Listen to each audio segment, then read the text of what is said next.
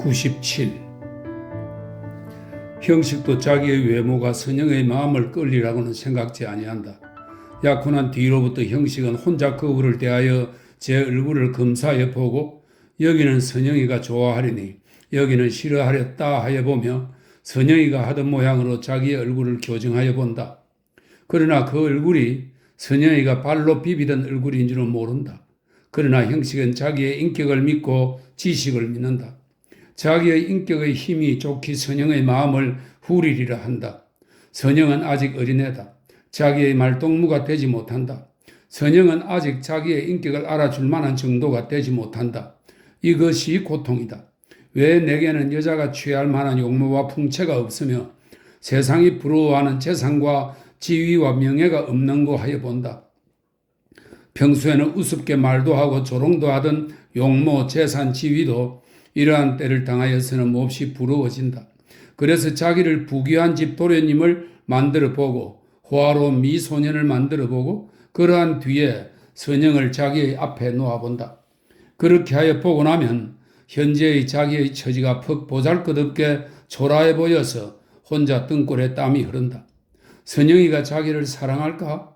도리어 밉게 여기든지 불쌍하게 여기지 아니할까? 이렇게 생각하면 다시 선영을 대하기가 싫다.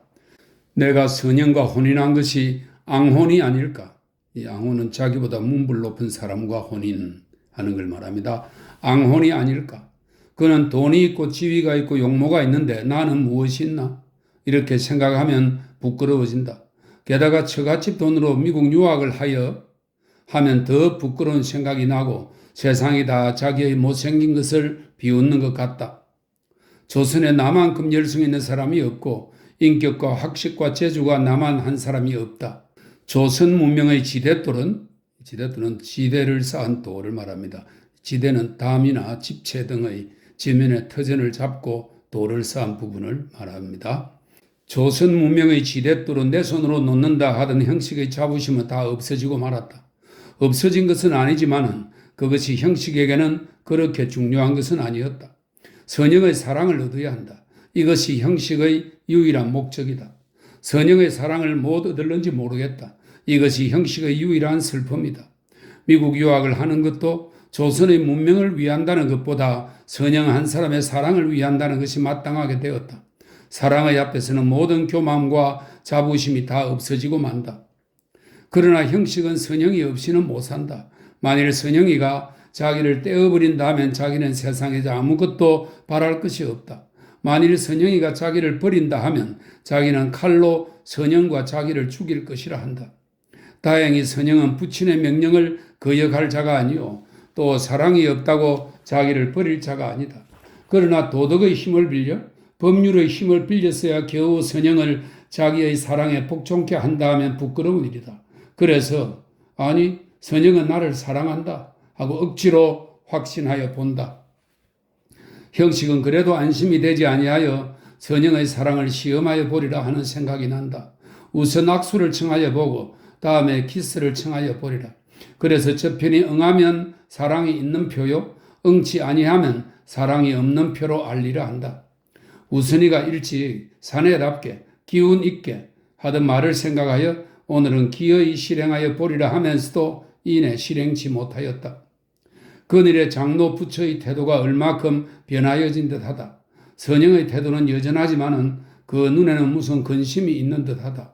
형식도 대개 그 눈치를 짐작하였으나 자기가 먼저 말을 내기도 어려워서 혼자 걱정만 하였다.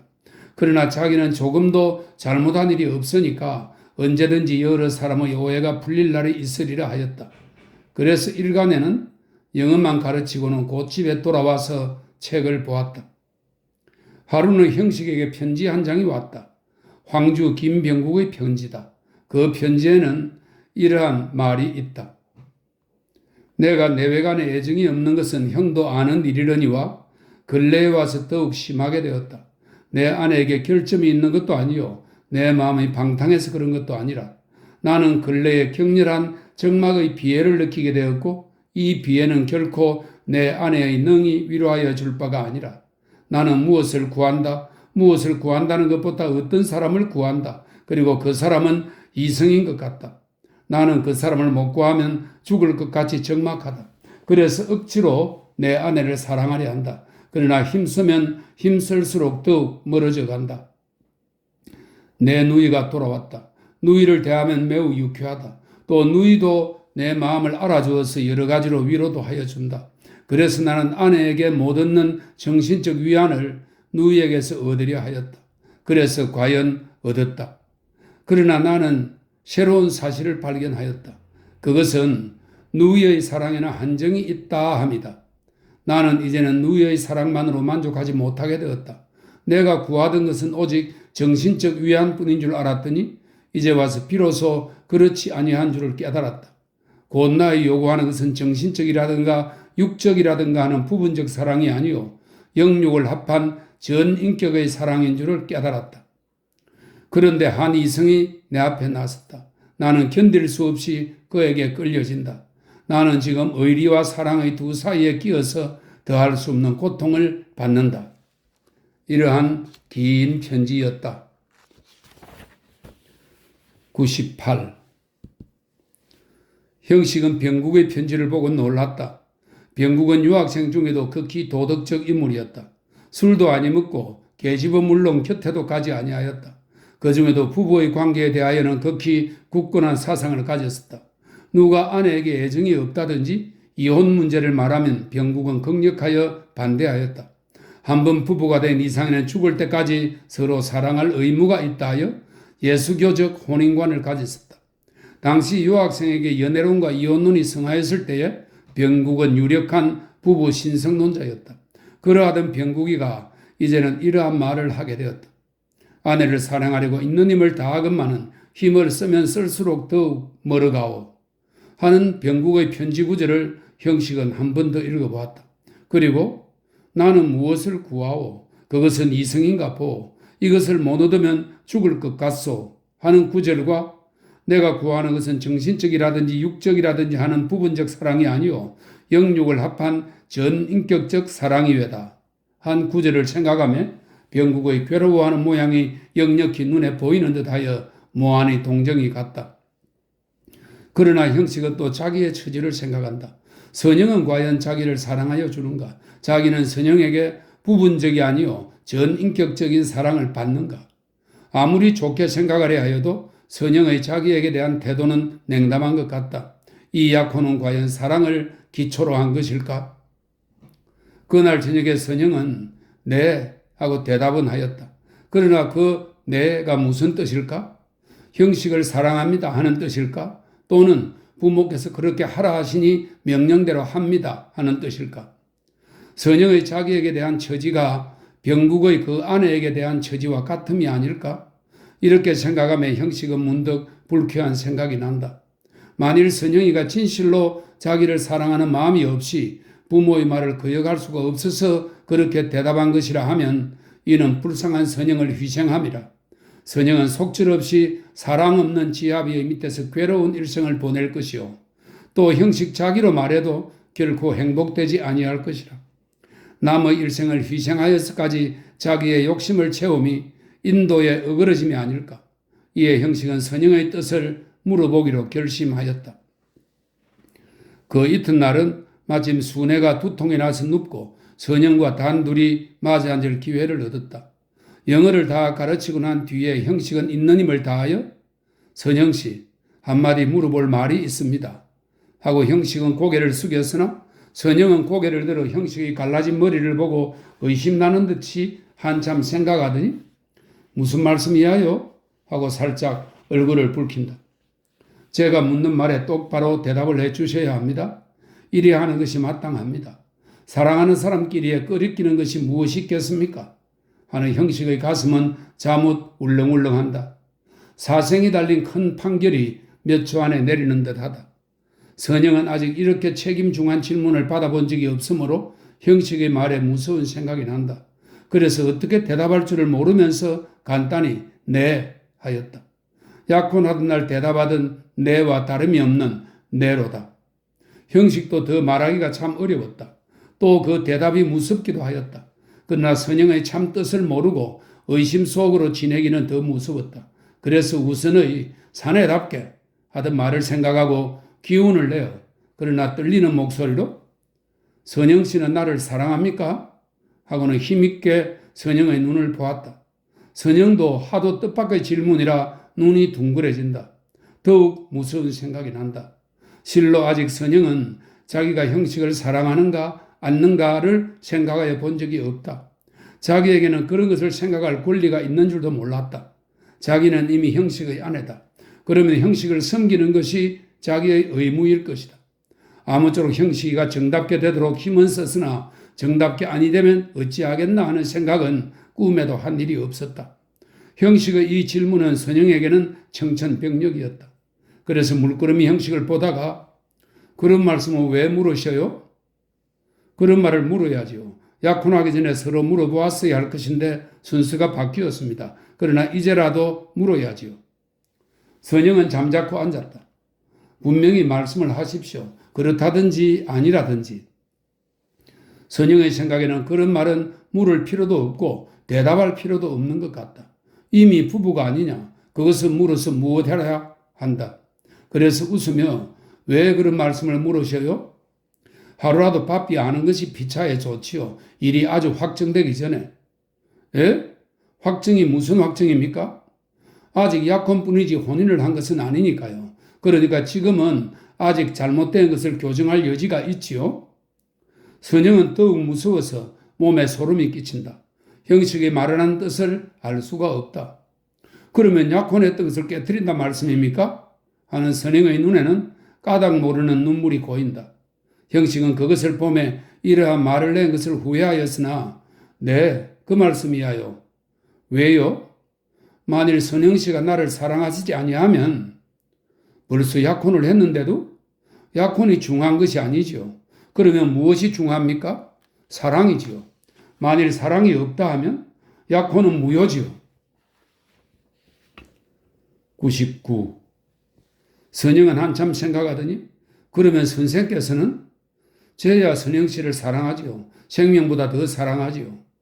그러면 그만 아닙니까? 아니요. 선영 씨도 저를 사랑하셔야지요.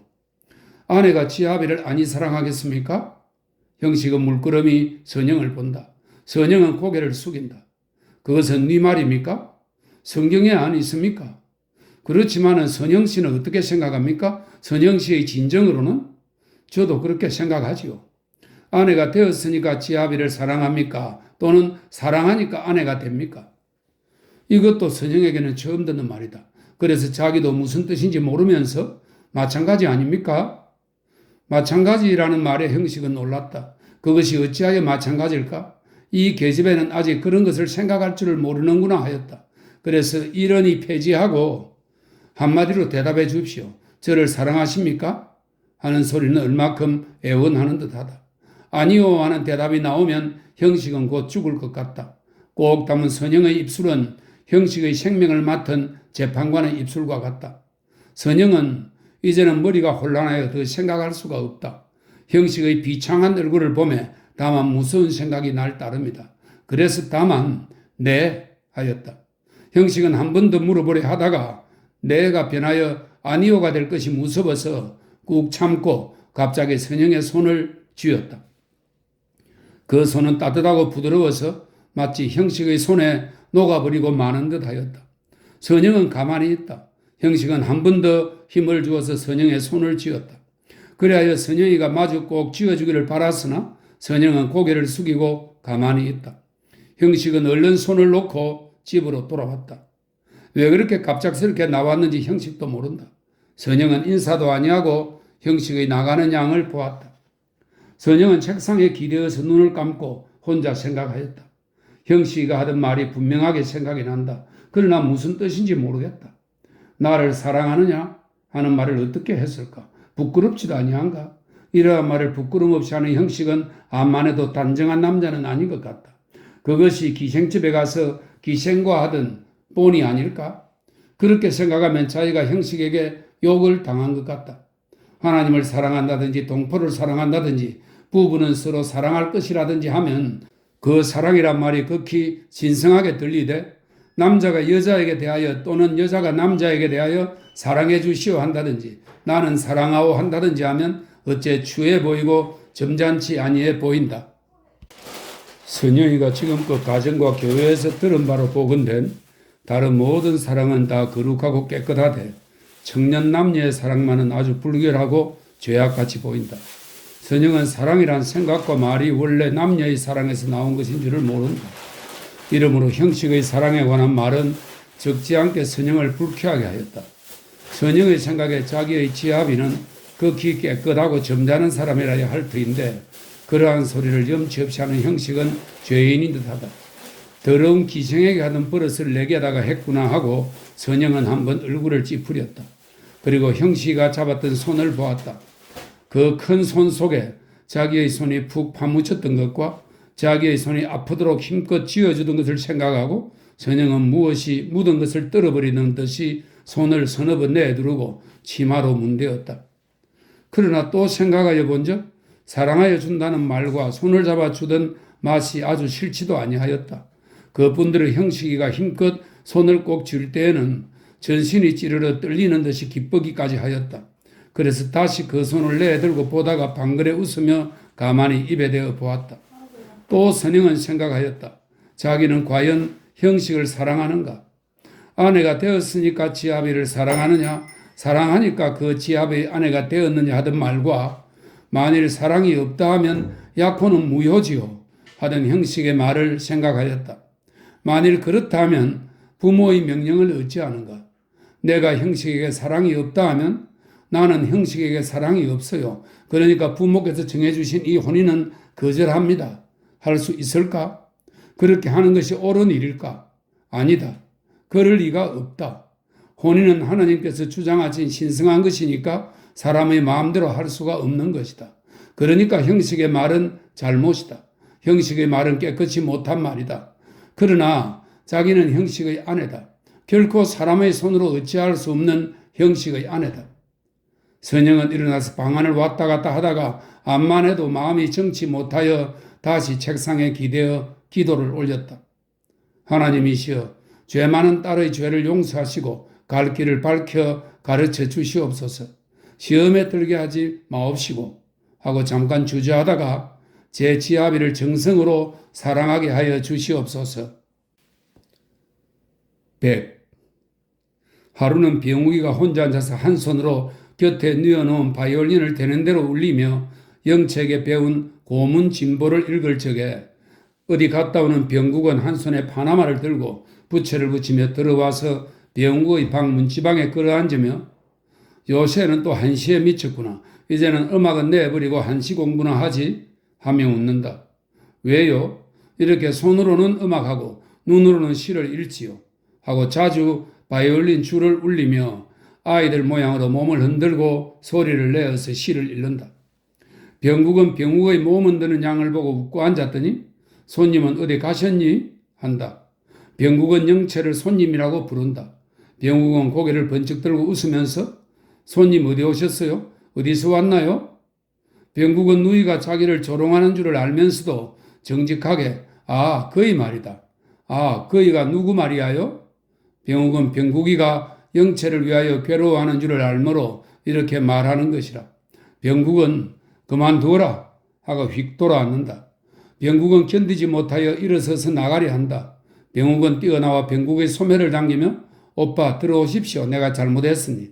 싫다. 어디 가야겠다. 하고 팔을 잡아챈다.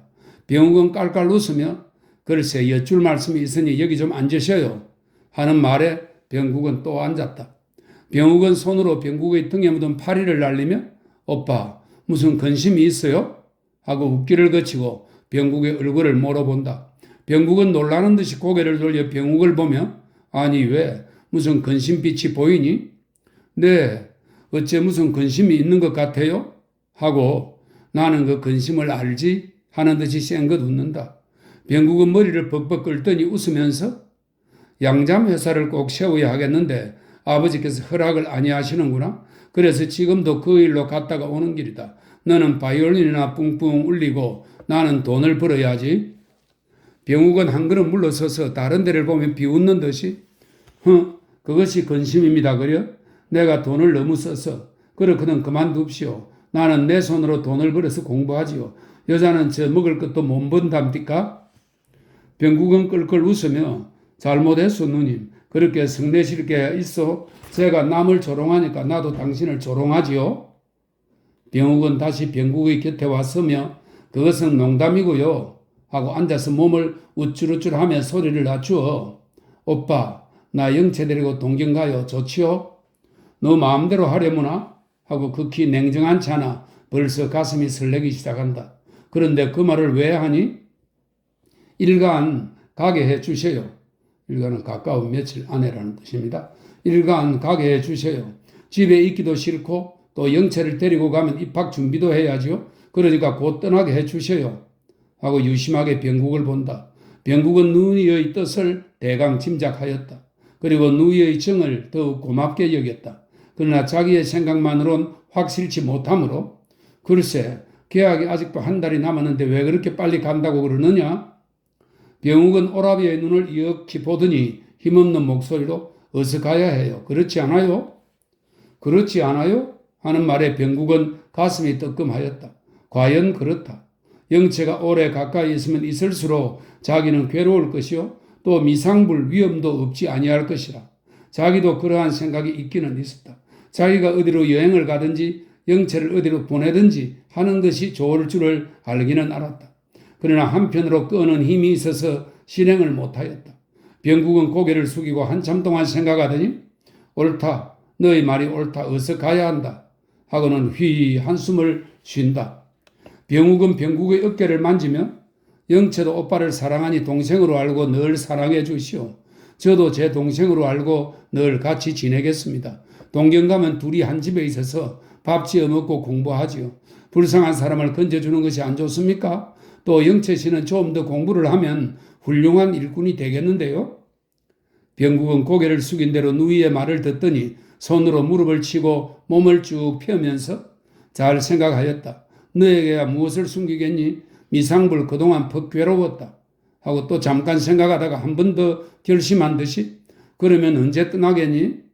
글쎄요. 옷 밖에서 가라시는 날 가지요. 그러면 모레 나차에 가거라. 내일 노자를 얻어줄 것이니? 이때 영채가 대문 밖에서 뛰어들어오다가 병국을 보고 고개를 숙여 인사를 한다. 병국도 얼른 일어나서 답례한다. 영채는 뒷산에서 뜯어온 붓꽃 한 줌을 병국에게 준다. 병국은 그 꽃을 받아들고 이리 뒤적 저리 뒤적 하더니 절반을 갈라들며 이것은 오빠 책상 위에 꽂아드려요. 이것은 우리 둘이 가지고 101. 모레 떠난다고 하였으나 병욱의 자친의 반대로 일주일 후에 떠나게 되었다. 만료하는 그 자친의 말은 이러하였다. 1년 동안이나 그립게 지내다가 만났는데 한 달이 못 되어서 간다고 그러느냐? 너는 내가 보고 싶지도 아니한 게로구나. 저 무명밭에 목화밭을 말합니다. 저 무명밭에 너줄량으로 심은 참외와 수박 다 따먹고 가거라. 이 말에는 반대할 수가 없었다. 그래서 한 번은 병욱이가 영채들어 어떻소 어머니의 정이? 하고 눈에 눈물이 고였다. 영채도 부친의 생각이 나서 소매로 눈을 씻었다. 날마다 점심때가 지나면 병욱과 영채는 집에서 한 삼마장 되는 마장은 오리나 심리가 못 되는 글을 이럴 때 리 대신 쓰는 말입니다. 한 삼마장 되는 평지편 무명밭에 가서 참외와 수박을 따가지고 밥모퉁이에 가지런히 앉아서 여러 가지로 꿈같은 장례를 말하면서 만나게 먹었다. 어떤 때는 병국의 부인도 같이 나와서 사민이 정조하여 해가는 줄을 모르고 이야기를 하는 일도 있다. 마침 그 무명밭이 길체에 있으므로 길체는 한쪽으로 구석진 자리를 말합니다. 길체에 있으므로 그 곁으로 다니는 사람도 없이 아주 고요하다. 하루는 병국의 부인이 아버님께서는 목화에 해롭다고 참외나 수박은 일절 넣지 말아라는 것을 어머니께서 기어이 넣어야 된다고 하셔서 나와 둘이서 이 참외와 수박을 심었지요 하였다. 병욱은 밭고랑으로 거닐면서 아름답게 매달린 참외와 수박을 한바탕 시찰하더니 그 중에서 얼룩덜룩한 참외를 하나 따가지고 나오면서 이놈은 어째서 이렇게 얼룩덜룩해요? 어째서 어떤 놈은 검었고 어떤 놈은 희고 어떤 놈은 이렇게 얼룩얼룩할까? 앞만 다니면서 보아도 꼭 같은 놈은 하나도 없으니 다 같으면 재미가 있겠어요? 사람도 그렇지. 하고 영채가 웃는다. 아무르나 자연이란 참 재미있어요. 같은 흙 속에서 별별 형형색색의 풀이 나고 나무가 나고 꽃이 피고 하고 지금 따온 참외를 코에 대고 쿵쿵 맡아보며 이것도 흙이 변해서 이렇게 되었지. 사람도 처음에는 흙으로 빚었다고 하지 아니에요? 하고 병국의 부인. 참 그 말이 옳아. 만물이 다 흙에서 나왔으니까. 과연 땅이 만물의 어머니여. 만물을 낳아주고 안아주고 쌀이라든지 물이라든지 이 참외라든지 이것은 말하면 저지지. 어머니의 저지지. 하고 사랑스러운 듯이 그 참외를 어루만지다가 사방을 휘 돌아보며 어때요? 즐겁지 않나요? 하늘은 말같이 햇볕은 따뜻하지 산은 퍼렇지 저렇게 시냇물은 흐르지 그리고 저 풀들은 아주 기운 있게 자라지. 그런데 우리들은 그 속에 앉아꾸려 에구 좋아 하고 춤을 추면서 웃는다. 영채가 동그란 돌을 들어서 던졌다 받았다 하면서 시골에서 자라나서 그런지 모르지만은 암만 해도 이렇게 풀 있고 나무 있는 시골이 좋아요. 서울이나 평양 같은 도시에 있으려면 어째 옥 속에 있는 것 같아. 그렇고 말고 이렇게 넓은 자연 속에 있으면 몸과 마음이 온통 자유롭고 한가하고 하지만은 도시에 있으면 에구 그 먼지 그 구린내 나는 공기 게다가 사람들의 마음까지 구린내가 나게 되지 하고 방금 구린내가 나는 듯이 얼굴을 찡그리더니 그런데 여기는 이렇게 넓고 깨끗하지 않아요? 하고 후후 깊이 숨을 들이쉰다. 과연 공기는 맑다. 풀향기가 사람을 취하게 할 듯이 이따금 후끈후끈 들어온다. 이렇게 즐겁게 이야기하고 놀다가 수박을 하나씩 따들고 돌아온다. 그것은 집에 있는 부모와 다른 가족에게 드리기 위함이라. 병욱은 수박의 두께를 떼고 거기에다 꿀을 넣어 두었다가 아랫목에 누운 조목께 드린다. 조모는 어린애 모양으로 쪼그라진 볼에 웃음을 띠며 맛있는 듯이 그것을 먹는다. 병욱은 기쁘게 보고 앉았다가 이따금 숟가락으로 수박 속을 파드린다. 거의 다 먹고 나서는 어뢰 병욱을 보고 웃으며 에그 자라기도 자랐다. 저렇게 큰 것이 왜 시집가기를 싫어하는고? 하고는 앉은 대로 몸을 한 그릇 끌어다가 병욱의 등을 두드리고 이제 너가 가면 다시는 보지 못할까 보다 하고 한숨을 쉰다. 그때마다 병욱은 왜 그래요? 할머니께서는 아흔까지는 걱정 없어요. 하고 크게 소리를 치며 겨우 들리는 듯이 흥흥하며 아흔까지 하고 만다. 지금 73이니까 아흔까지면 아직도 17년이 있다. 내가 그렇게 살까? 하는 듯 하면서 그렇게 살았으면 하는 듯도 하다. 이따금 손녀들은 바이올린을 해보라고 한다. 병욱은 시키는 대로 바이올린을 타면서 곁에 앉은 영채들은 듣기는 너나 해라. 할머니는 눈으로 들으시니까 하고 둘이서 웃으면 조모는 무슨 일인지 모르면서 자기도 웃는다. 그러고는 병욱이가 고개를 기울이고 화를 당기는 것을 물끄러미 보고 앉았다가는 5분도 못하여서 대개는 끔벅끔벅 존다. 그러면 젊은 두 처녀는 마주보고 웃으며 자기네끼리만 즐거워한다. 102.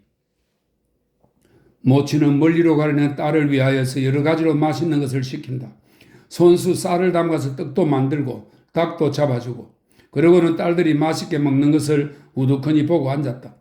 부친도 딸을 위해서 쇠갈비 한 짝을 사오고 병국도 성내에 들어가서 과자와 귤과 사이다 같은 것을 사온다. 그리고 병국과 영채는 무명밭에 가서 참외와 수박을 따다가 혹은 꿀을 넣고 혹은 사탕을 넣어서 혹은 하룻밤을 재우기도 하고 혹은 우물에 넣어 식히기도 하여 내놓는다. 한 번은 영채가 손수 꿀 버무린 수박을 부친께 드렸다. 부친은 좀 의외인 듯이 그것을 받아서 숟가락으로 맛나게 떠넣으며 고맙다 하였다. 영채는 또 돌아가신 아버지를 생각하였다. 한 번은 병욱이가 병국에게 수박을 주면 농담같이 이것은 영채가 오빠 드린다고 특별히 만든 것이야요 하였다. 곁에 있었던 영채는 얼굴을 붉혔다. 병국의 부인은 두 누이가 떠나는 것을 진정으로 섭섭하여 한다. 또 새로 정들인 영채를 한 달이 못하여서 작별하게 되는 것이 슬펐다. 자기도 누이들과 같이 훨훨 서울이나 동경으로 가보고도 싶었으나 불가능한 줄을 안다. 그래서 미상불 부러운 생각도 있지만은 또 그는 자기의 분정에, 이 분정은 정해진 분수를 말합니다. 분정에 만족할 줄 아는 수양이 있으므로 누이들은 저러할 사람이요 나는 이러할 사람이라고 곧 단념함으로 그렇게 괴로워하지도 아니한다. 이렇게 매우 분주한 연락 속에 긴듯하던 일주일도 꿈같이 지나고 말았다. 오늘은 떠난다 하여 짐을 묶으며 옷을 갈아입으며 할 때는 보내는 사람은 보내기가 싫고 가는 사람은 가기가 싫다. 아랫목에 누워있는 조모라든지 나는 모른다 하는 듯이 담배만 피우는 부친이라든지 고추장이며 암치 같은, 이 암치는 배를 갈라 소금에 절여 말린 미너를 말합니다. 고추장이며 암치 같은 반찬을 싸주는 모친이라든지 시어머니를 도우며 말없이 있는 오라범댁이라든지 두루마리를 입고 파나마를 젖혀 쓴 대로 대소짐을 묶고 분주하는 병국이라든지 이리 왔다 저리 갔다며 활발하게 웃고 다니는 병욱이라든지 또 이 모든 것을 구경하는 듯이 우두커니 서 있는 영체라든지 누구누구를 물러나고 가슴 저 구석에는 말할 수 없는 적막과 슬픔이 있다. 병욱과 영체는 조모, 부친, 모친의 순서로 하지가는 절을 하였다. 조모는 또 한 번 이제는 다시 못 볼 것 같다 하고 희미한 눈에 눈물이 고이며 병국에게 붙들려 대문까지 나왔다. 북친은 절을 받고 할 뿐이요 다른 말이 없고 모친은 가서 공부들 잘해가지고 오너라. 겨울방학에도 어려무나 영체도 내년에 오너라 하고 영체의 적삼등을 피워주었다. 동네 사람들에게 잘 가거라 잘 있었소 하는 인사를 마치고 일행이 동굴을 나설 때는 정히 오후 1시경 내리쪼이는 8월 볕이 모닥불을 퍼붓는 듯하다. 일행은 앞서거니 뒤서거니 미진한 정담을 말하면서 간다.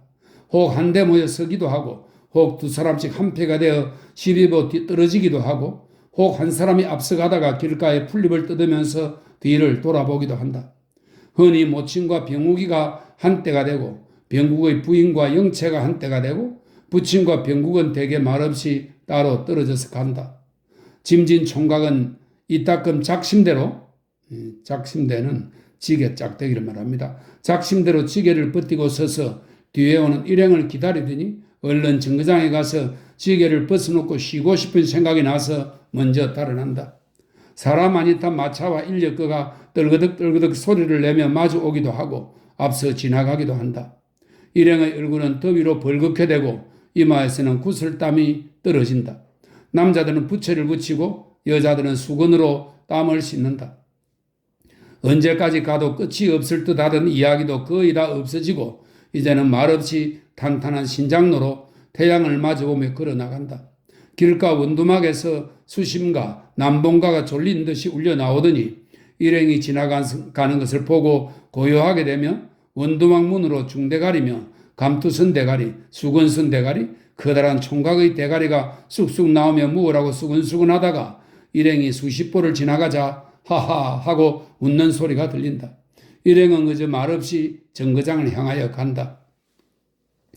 영체는 좌우에 새로 이상 나온 조밭을 보며 지나간 일, 삭간의 일을 생각한다. 몸은 비록 가만히 있었으나 정신상으로는 실로 큰 변동이었었다. 전과는 다른 아주 새로운 사람이 되었다 할 만한 큰 변동이 있었다.